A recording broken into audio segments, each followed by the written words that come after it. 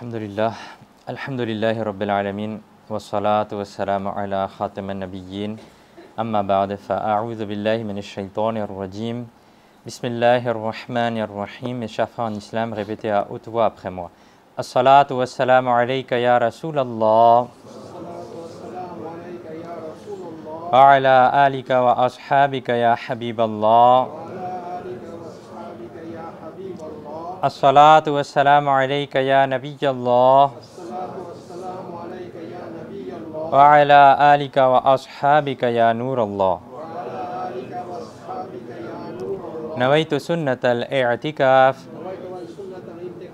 J'ai fait l'intention de la retraite spirituelle surérogatoire en étant dans la mosquée. Mes chers frères en islam, il y a beaucoup de bienfaits à réciter la salat ala nabi, c'est-à-dire le durud sharif sur le bien-aimé prophète sallallahu ta'ala alayhi wa sallam.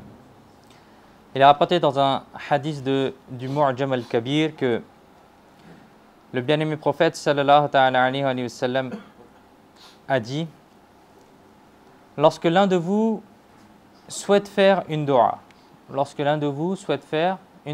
une invocation, il devrait commencer par louer Allah Azza wa Jal, comme il convient à sa majesté, puis réciter la salat, le durud sharif sur le prophète sallallahu ta'ala alayhi wa sallam.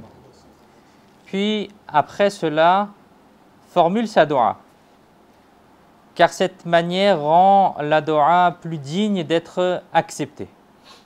La manière de faire dua, comme il est décrite dans ce hadith, c'est de faire d'abord les louanges d'Allah, ensuite de réciter la salat ala nabi, le durud sharif sur le bien-aimé prophète sallallahu alayhi wa sallam.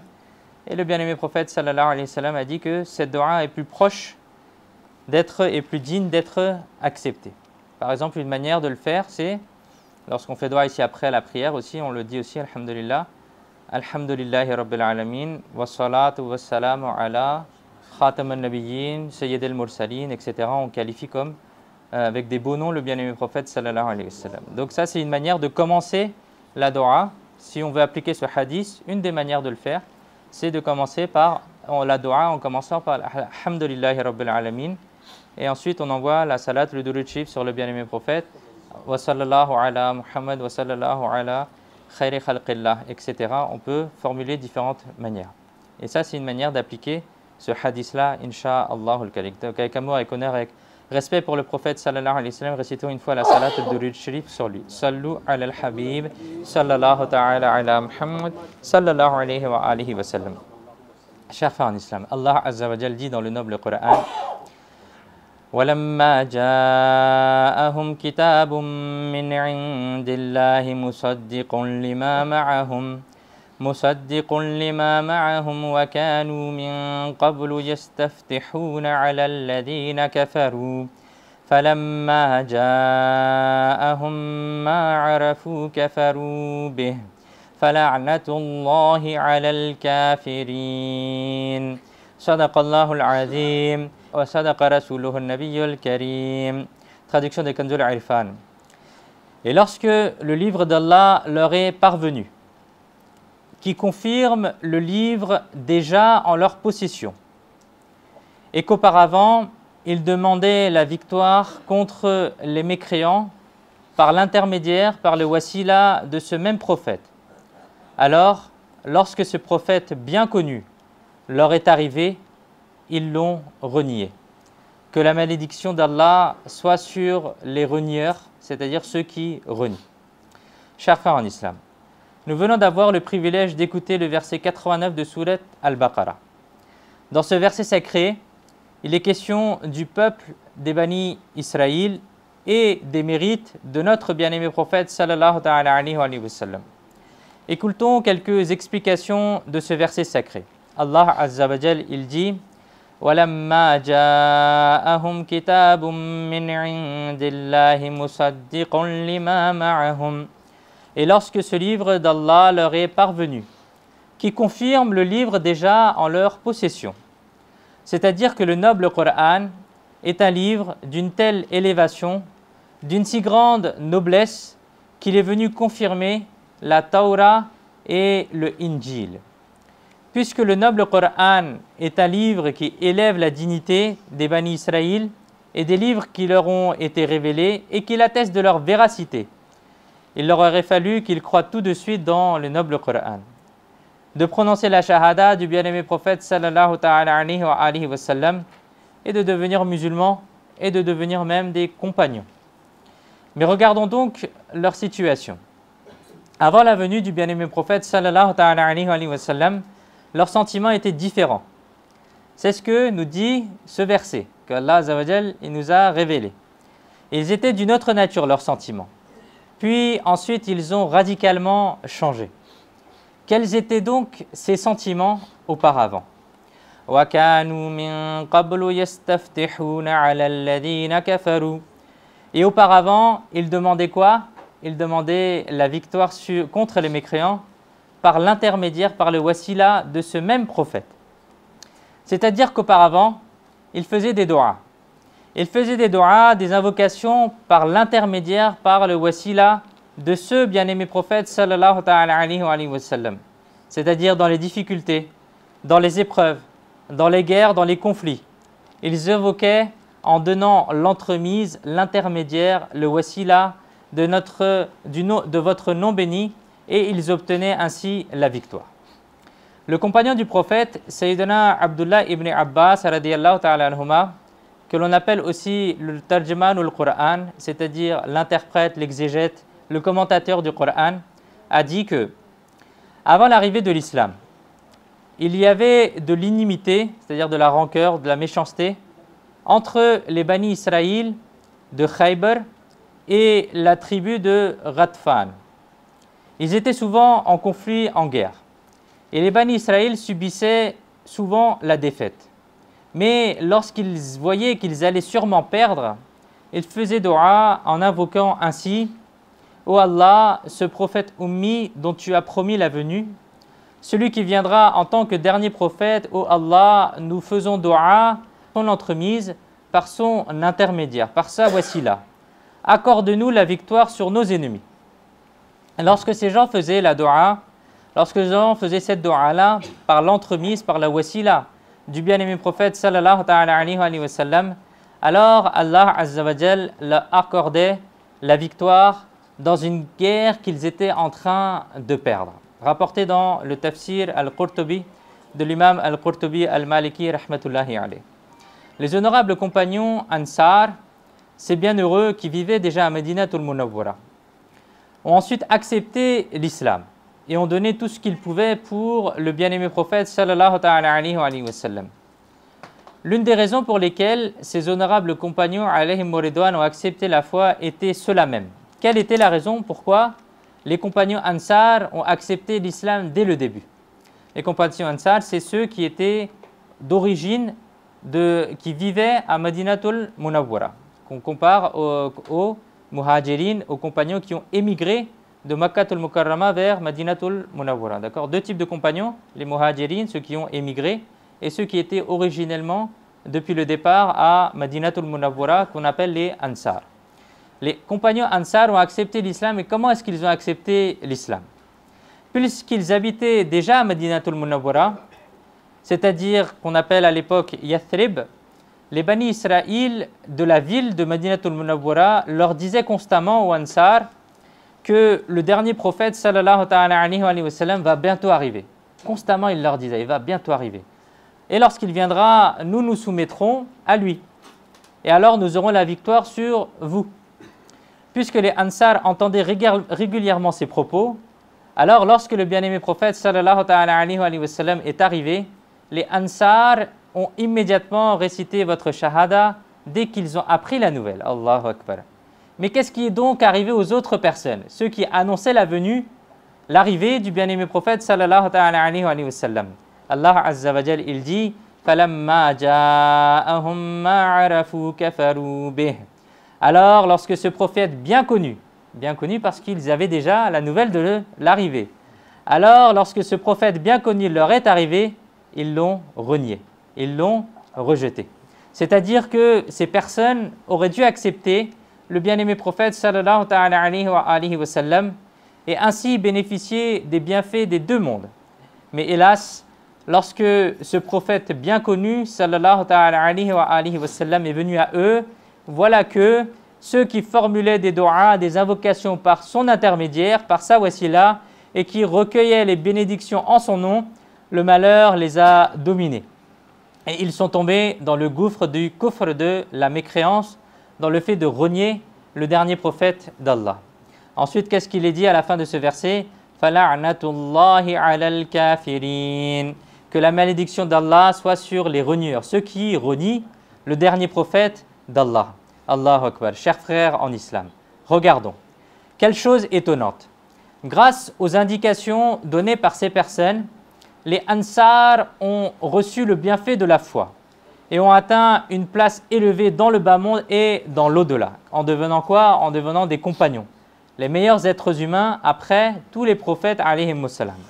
Mais quel malheur pour ces autres personnes qui, elles, sont tombées dans le gouffre du kufr, dans le gouffre de la mécréance, et sont tombées dans l'humiliation et le déshonneur dans les deux mondes. Chers frères en islam, dans ce verset sacré, nous avons de nombreuses leçons à tirer. Écoutons uniquement 2 points avec plus de détails et de clarté. La première règle qu'il faut garder à l'esprit, c'est que toute action des anciennes ummas qu'Allah Azza wa Jal a mentionné dans le noble Coran, sans qu'elle ne soit critiquée, sans qu'elle ne soit objectée, cette action est aussi permise et bénéfique pour nous. C'est-à-dire que Allah Azza wa Jal, il dit وَكَانُوا مِن قَبْلُ يَسْتَفْتِحُونَ عَلَى الَّذِينَ كَفَرُوا. Et auparavant, ils faisaient quoi ces gens-là?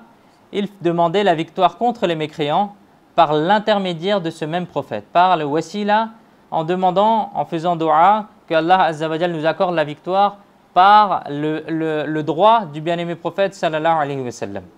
Le mot ala, lorsqu'il accompagne une demande ou une invocation, montre qu'il s'agit d'une difficulté. Donc quelque chose de difficile, il faisait quoi? Il faisait dua, ya Allah Azza wa Jal, accorde-nous la victoire par l'intermédiaire, par le wasila, par le droit du dernier prophète que tu vas envoyer. C'est-à-dire chaque fois que ces personnes rencontraient une difficulté face aux gens de l'époque, ils faisaient une dua auprès d'Allah Azza wa Jal en prenant le wasila, en prenant l'intercession du bien-aimé prophète sallallahu ta'ala alayhi wa sallam pour résoudre ce problème. Allah Azza wa Jal a mentionné cette action des peuples précédents sans la condamner, sans y objecter, sans la critiquer. Nous apprenons donc que cet acte, c'est-à-dire faire une invocation, une dua par l'intermédiaire, en prenant l'entremise, en prenant le wasila de notre noble et bien-aimé prophète sallallahu ta'ala alayhi wa sallam, non seulement est permis, mais il est même bon et recommandé pour nous aussi. Lorsque des difficultés arrivent, que nous avons des soucis dans notre vie, que des démarches restent bloquées, que nous rencontrons des problèmes financiers, que des maladies nous atteignent, lorsque nos souhaits pieux ne se réalisent pas, que la peur de la tombe et de l'au-delà nous saisit, que notre cœur se serre lorsque l'on parle de l'enfer, nous devrions faire dua par l'intermédiaire du bien-aimé prophète sallallahu ta'ala alayhi wa sallam. Alors nos difficultés seront résolues, insha'Allah al-Karim. Allama Subki, rahmatullahi alayh, a été un très grand imam. Vous, rahmatullahi alayh, avez écrit que par l'intercession du bien-aimé prophète sallallahu ta'ala alayhi wa sallam, faire des du'as avec le wasila du bien-aimé prophète sallallahu ta'ala alayhi wa sallam et la sunna des prophètes alayhi wa sallam. Faire dua en prenant le wasila, en prenant l'entremise, l'intermédiaire du bien-aimé prophète sallallahu alayhi wa sallam et quoi? Et la sunna des prophètes alayhi wa sallam. Retenons bien cela. De plus, Allama Subki rahmatullahi alayhi dit que avant la venue dans le bas monde de notre bien-aimé prophète sallallahu ta'ala alayhi wa sallam, puis pendant votre vie apparente bénie, et après que vous ayez quitté ce bas monde, depuis la création du monde et tant qu'il existera, votre wasila, votre intermédiaire, votre entremise a toujours été sollicité et sera toujours sollicité et continuera à l'être. En fait, même après ce bas monde, au jour du jugement, nous chercherons tous l'intercession de ce même bien-aimé prophète sallallahu ta'ala alayhi wa sallam. Et tous les gens la chercheront simplement au début pour que le jugement commence. Tellement ce sera un jour terrible, après avoir demandé à Sayyidina Adam alayhi salam, après avoir été auprès de nombreux autres prophètes, alayhimus salam, les gens se tourneront vers qui? Vers notre bien-aimé prophète, sallallahu ta'ala alayhi wa sallam, pour demander simplement le début du jugement. Sayyidina Adam alayhi salam a également fait cette dua. Écoutons bien. Sayyidina Adam alayhi salam a vu le nom de Muhammad sallallahu alayhi wa sallam inscrit avec celui d'Allah sur le pilier du Arsh, sur le pilier du trône, et à chaque endroit du paradis. Alors, Sayyidina Adam alayhi salam a dit: Oh Allah Azza wa Jal, qui est ce Muhammad sallallahu alayhi wa sallam? Alors il a été répondu: Oh Adam, il fait partie de ta descendance. Si Muhammad sallallahu alayhi wa sallam n'avait pas été là, je ne t'aurais même pas créé. Ensuite, lorsque Sayyidina Adam alayhi salam est sorti du paradis, vous alayhi salam avez dit: Oh Allah Azza wa Jal, par le mérite de ce fils honoré, aie pitié de ce père, c'est-à-dire de moi. Allah Azza wa Jal a dit: Oh Adam alayhi salam, si tu avais fait dua pour tous les habitants des cieux et de la terre, par l'intermédiaire, par le wasila de Muhammad sallallahu alayhi wa sallam, alors nous aurions accepté cette dua pour tous. Rapporté dans Mawahib al-Dunya. Le compagnon du prophète, Sayyidina Jabir ibn Abdullah radiyallahu ta'ala anhu, a dit une chose magnifique en décrivant la noblesse du bien-aimé prophète sallallahu ta'ala alayhi wa sallam sous forme de poésie en arabe. Il dit: par lui, Allah a exaucé Adam lorsqu'il a invoqué. Et Nuh a été sauvé dans le ventre de l'arche. C'est-à-dire que c'est par l'intermédiaire, par leur intermédiaire, par votre intermédiaire qu'Allah Azza wa Jal a accepté l'invocation, la dua de Sayyidina Adam alayhi salam.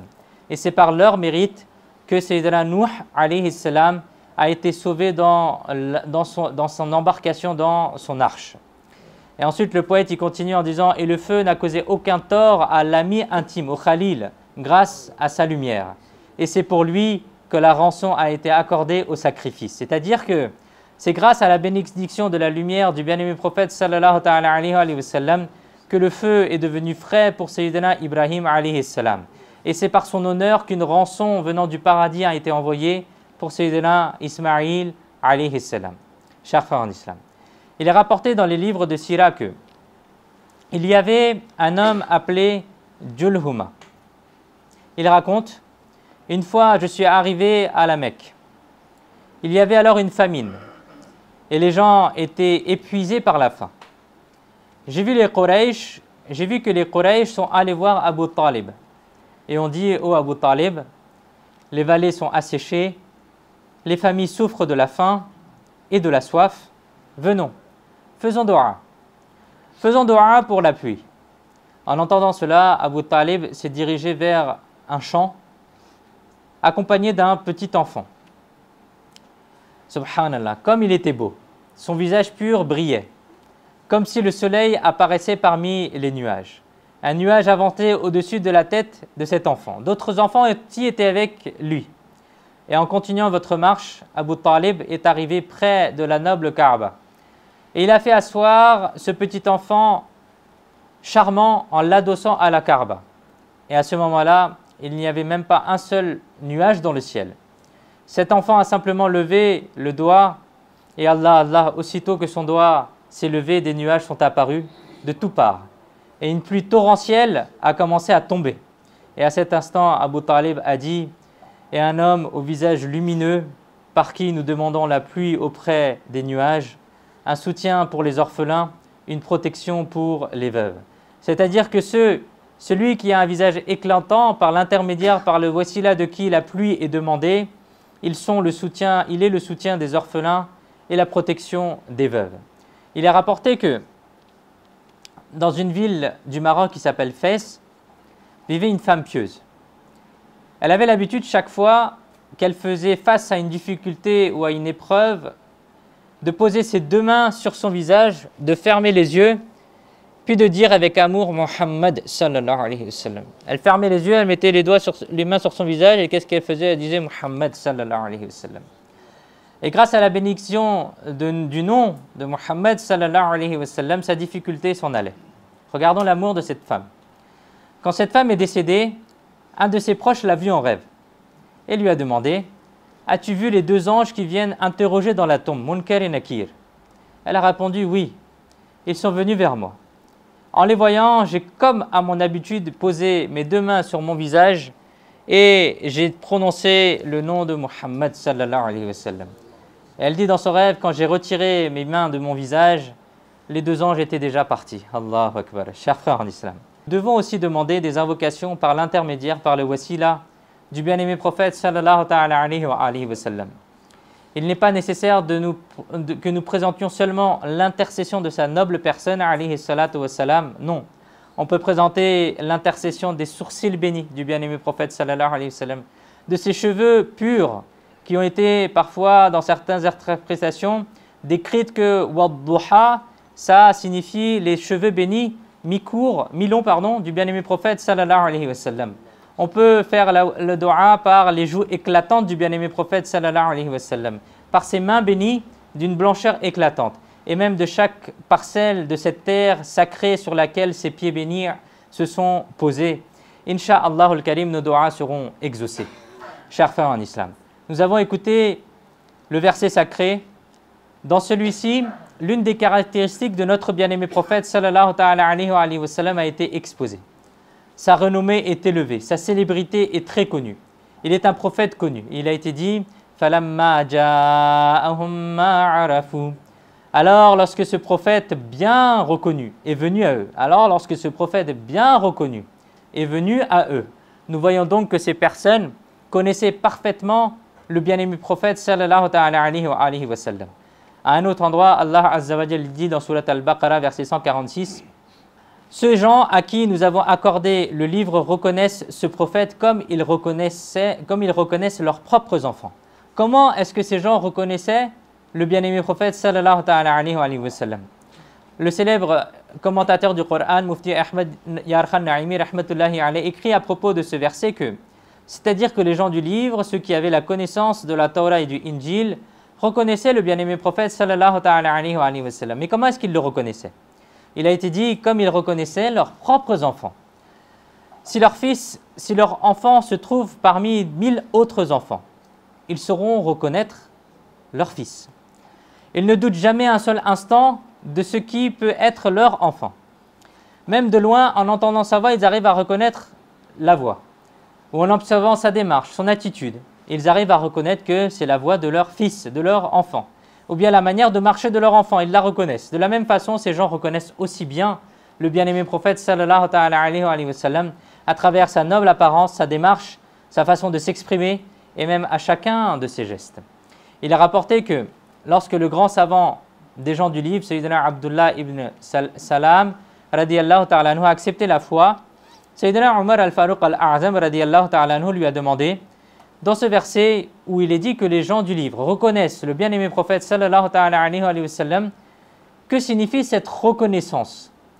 Alors Sayyidina Abdullah ibn Salam radiyallahu ta'ala anhu, qui était un savant des gens du livre, a dit que « Ô Umar, lorsque j'ai vu le noble prophète sallallahu alayhi wa sallam, je l'ai tout de suite reconnu, sans aucun doute.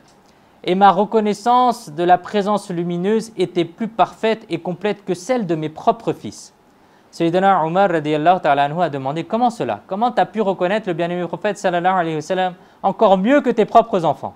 Alors il répondit « Les qualités du maître des prophètes sallallahu alayhi wa sallam ont été mentionnées par Allah Azza wa Jal dans notre livre, la Torah. C'est pourquoi je l'ai reconnu avec une certitude inébranlable, avec une certitude inexpliquée. Alors que prendre un enfant pour son fils ne repose que sur la parole de sa femme. Prendre un enfant pour son fils ne repose que sur la parole de sa femme. Lorsque Sayyidina Umar al-Faruq al-A'zam radiyallahu ta'ala anhu a entendu cela, sous l'effet de l'amour, il a embrassé le front de Sayyidina Abdullah ibn Salam radiyallahu ta'ala anhu. Sallu ala al-Habib, sallallahu ta'ala ala Muhammad, sallallahu alayhi wa alihi wa sallam. Chers frères en islam, il est rapporté que les gens du livre de Syrie possédaient un manteau blanc, souillé, c'est-à-dire avec du sang béni de Sayyidina Yahya alayhi salam. Il était écrit dans leur livre que la nuit où ce manteau laissera couler du sang, sachez que ce sera la nuit de la naissance du père du bien-aimé prophète sallallahu alayhi wa sallam, c'est-à-dire Sayyidina Abdullah radiyallahu ta'ala anhu. Ainsi, la nuit où Sayyidina Abdullah radiyallahu ta'ala anhu est né, les gens du livre de Syrie en ont eu connaissance grâce à ce manteau. Ils sont venus au haram avec l'intention de vous rendre martyr, na'udhu billah. Mais Allah Azza wa Jal a protégé Sayyidina Abdullah radiyallahu ta'ala anhu de leur mal et ils sont repartis déçus et bredouilles. Ensuite, chaque fois qu'un voyageur venait du haram, c'est-à-dire de Makkah al-Mukarrama jusqu'en Syrie, les gens du livre lui demandaient des nouvelles de Sayyidina Abdullah radiyallahu ta'ala anhu. Les gens leur répondaient que sa lumière resplendit de tout son éclat parmi les Quraysh. Chers frères en islam, regardons la noblesse de notre bien-aimé prophète sallallahu ta'ala alayhi wa sallam. Aujourd'hui, nous vivons à l'ère de la technologie. Grâce aux satellites, nous pouvons, tout en restant ici, observer le monde entier et découvrir ce qui se passe dans chaque recoin de ce bas monde. De nos jours, obtenir des informations sur ce qui se déroule n'importe où n'est plus très difficile. Mais pensons à l'époque d'avant. Les gens envoyaient des messages à l'aide de pigeons voyageurs, à travers des messagers. Dans cette époque, la naissance bénie de Sayyidina Abdullah radiyallahu ta'ala anhu a eu lieu à Makkah al-Mukarrama. Et ces gens étaient dans le pays de Cham, c'est-à-dire à environ 2000 km de distance. À cette époque, un voyage de Makkah al-Mukarrama jusqu'en Syrie, à cheval ou par d'autres moyens similaires, prenait environ 40 jours. La naissance a eu lieu à Makkah al-Mukarrama, et pourtant, alors que ces personnes étaient si loin, ils ont tout de suite appris que ce jour-là, ce n'était pas encore le bien-aimé prophète sallallahu ta'ala alayhi wa sallam qui était né, mais le père béni du bien-aimé prophète sallallahu ta'ala alayhi wa sallam. Imaginons cela.